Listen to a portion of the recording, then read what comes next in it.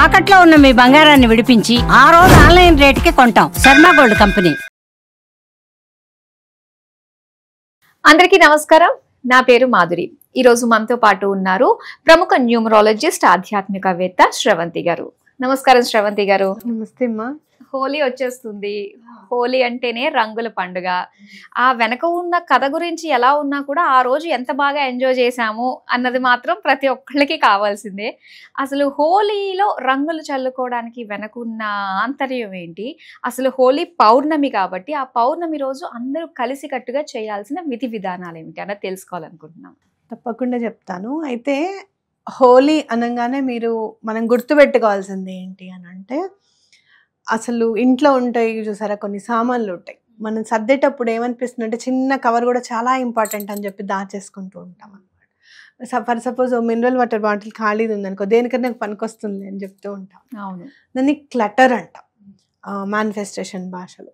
అంటే ఎటువంటి పరిస్థితుల్లోనూ అట్లా చెత్త అనేది ఉండకూడదు అనేది గుర్తుపెట్టుకోవాలన్నమాట. మీరు అసలు ఇంట్లో నుంచి తీసుకెళ్ళి పోయి ముందు అసలు ఒక 2 days బిఫోరే పౌర్ణమి వస్తుంది అనగానే మనం స్టార్ట్ చేసుకుంటాం కదా క్లీనింగ్. ఏదైతే మీరు యూజ్ చేయడం లేదో, ఏదైతే కొంచెం పగిలి ఉంది పనికొస్తుందిలే అని చెప్పి అట్టే పెట్టుకున్నామో అవన్నీ కూడా తీసేయడం అనేది చాలా ఇంపార్టెంట్. ఇంకోటి ఏం చేస్తారు అని అంటే ప్లేసెస్ని మార్చడం. అంటే మీరు ఫర్ సపోజ్ ఒక సోఫా ఉందనుకోండి, 3-seater ఉంది, ఒక దాన్ని ఇటు ఒక దాన్ని అటు వేశారనుకోండి, దాని ప్లేసెస్ కొంచెం మార్చడం అనమాట. ఇంట్లో ఉన్న వస్తువుల్ని ఎప్పటి నుంచో ఒకలాగే పెట్టిన వస్తువుల ప్లేసెస్ని మార్చడం వల్ల కూడా ఈ పౌర్ణమి రోజు చాలా మంచి జరుగుతుంది అని మనం ఖచ్చితంగా చెప్పుకోవచ్చు. దానికి కూడా ఉంటుంది మనకి. ఎందుకంటే ఆపర్చునిటీస్ అనమాట. మీరు ఎప్పుడు సంతోషంగా ఉంటారు. హోలీ అంటే ఏంటి? చాలా సంతోషంగా ఉంటాము అని కదా. అంటే ఏంటంటే మీకు ఆపర్చునిటీస్ని తీసుకొస్తుంది అనమాట సంతోషంగా ఉండడానికి అని చెప్పి. సో ఏదైనా మూవ్ చేయడం, ఇక్కడి నుంచి మూవ్ చేయలేము అనుకున్నప్పుడు కొంచెంగా మూవ్ చేయడం అనమాట. అట్లీస్ట్ కాస్త ముందుకో కాస్త వెనక్కో చేయడం అనేది చాలా ఇంపార్టెంట్. అట్లాగే మీరు కలర్స్ని చూస్తే కనుక ఈ మధ్య కాలంలో మనం చూసేది కలర్ థెరపీ అని చూస్తున్నాం, అవునా కదా? మీరు చూస్తే కనుక రాత్రి పడుకునేటప్పుడు కూడా బ్లూ లైట్ ఉండాలని చెప్తూ ఉంటాం అనమాట. అయితే ఈ పౌర్ణమికి మనం కలర్స్తో ఆడుకుంటూ ఉంటాం.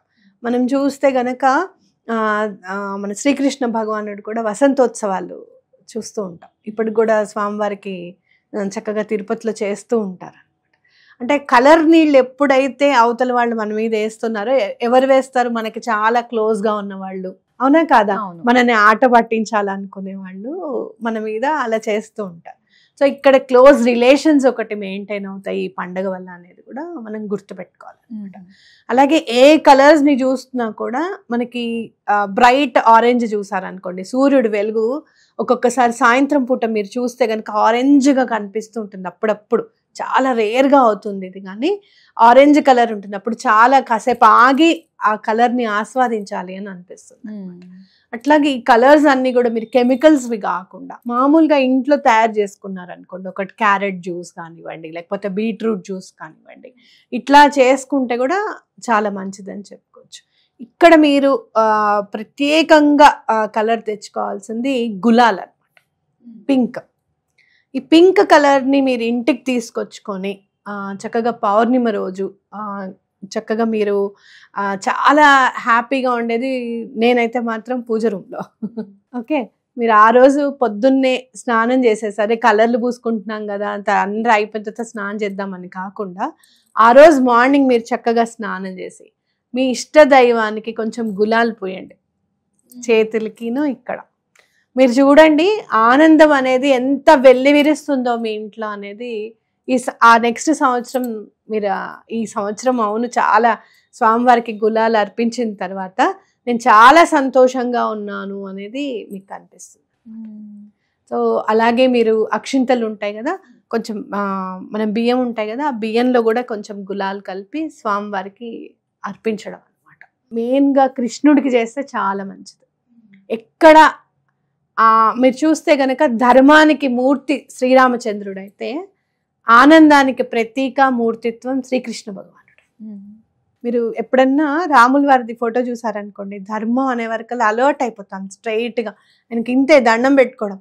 పక్కన ఆంజనేయ స్వామి ఉన్నారు, అసలు ఎక్కడ కూడా మిస్టేక్ చేయొద్దు రాముల వారి విషయంలో, అమ్మో ఆయన ఊరుకున్న ఈయన ఊరుకోరు అని చెప్పి అలర్ట్గా ఉంటాం.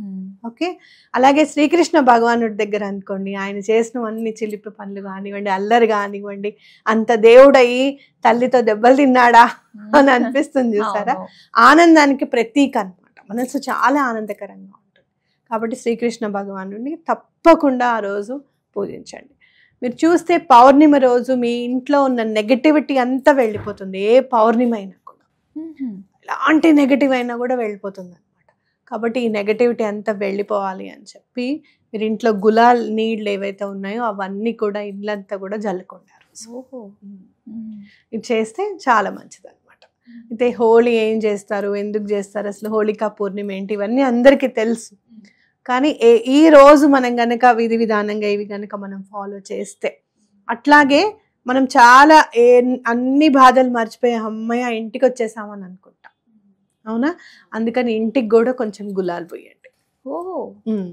సంతోషంగా ఉండేటట్టు చూడు మమ్మల్ని అని చెప్పి చక్కగా మీరు తలుపుకి కూడా కొంచెం, తలుపు గోళ్ళ మీద అవి రాస్తే మా ఇంటి వాళ్ళు ఊరుకోరండి, మేము రెంట్కున్నామండి అని కనుక అనుకుంటే తలుపుకి కొంచెం గులాల్ పోయండి.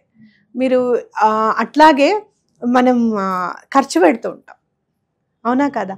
ఒక్క 10 రూపీస్ నోట్కి కొంచెం గులాల్ పూసుకొని మీ పర్స్లో పెట్టుకోండి, మీ బీరువాలో పెట్టుకోండి. మీరు చూడండి ఈ 1 ఇయర్ తర్వాత ఎంత డిఫరెన్స్ కనిపిస్తుంది అనేది. ఆపర్చునిటీస్ చాలా పెరుగుతాయి, డబ్బు నిలకడగా ఉంటుంది, భగవంతుడు మీకు అండగా ఉంటాడు. అలాగే ఇన్ని చేసాము ఈ సంవత్సరము అని చెప్పి చాలా పాజిటివిటీ పెరుగుతుంది మనలో, అవునా కాదా. సాధారణంగా ఏం చేస్తాం, ఆ రోజు స్నానం చేయకుండానే ఆడేసుకుంటాం. అట్లా కాదు, స్నానం చేసిన తర్వాత ఫ్రెష్ అప్ అయిన తర్వాత భగవంతుడికి సమర్పించిన తర్వాత మీరు ఆడడం స్టార్ట్ చేయండి, మీకు తెలిసిపోతుంది డిఫరెన్స్ అంటే ఏంటో.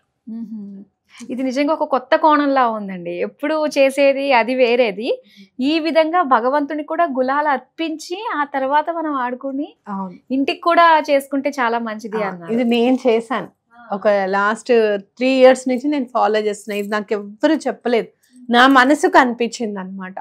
ఏమని, మనం అసలు మామూలుగా మనం గులాలు ఎవరికి వేస్తాం సాధారణంగా అంటే మనకి చాలా ఇష్టమైన వాళ్ళు, మనకి చాలా ఇంపార్టెంట్ అనుకున్న వాళ్ళు, ఈ ఫ్రెండ్స్ వీళ్ళు ఉంటే మనం చాలా ఆనందంగా ఉంటాం మన లైఫ్ లో అనుకున్న వాళ్ళకే కదా మనం చేసేది.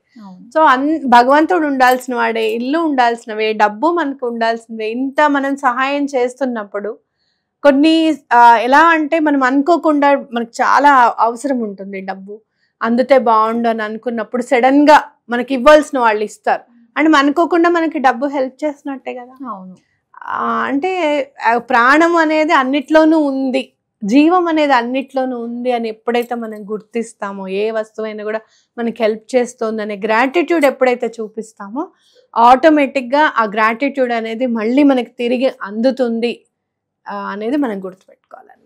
Okay, wow. ఇక్కడ వచ్చేసి మనం గ్రాటిట్యూడ్ గురించి కూడా మనం మాట్లాడుకోవాల్సిందే ఖచ్చితంగా. సో అయితే హోలీ రోజున, ఆ పౌర్ణమి రోజున ఏ విధంగా చేయాలన్న విషయాలు మాతో షేర్ చేసుకున్నందుకు ధన్యవాదాలండి.